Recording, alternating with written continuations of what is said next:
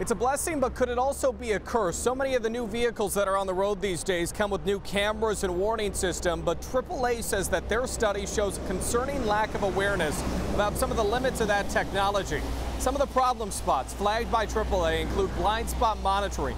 The study says about 25% of drivers don't look for oncoming vehicles when they change lanes because they trust the technology too much. Another problem spot was the difference between a forward collision warning and an automatic emergency braking. AAA says that many drivers get the two confused. One is a warning system, the other actually stops your car. Forward collision warns, automatic emergency braking stops the vehicle. The last problem area was adaptive cruise control.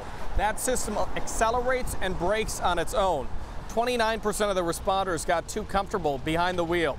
Now, AAA reiterates that these driver assistance systems are generally helpful. Federal estimates say, as you look out here, that technology like this can prevent about 40% of car crashes and 30% of car deaths. But this is something to keep in mind as you hit the road this morning. I'm Alex Rozier, King 5 News.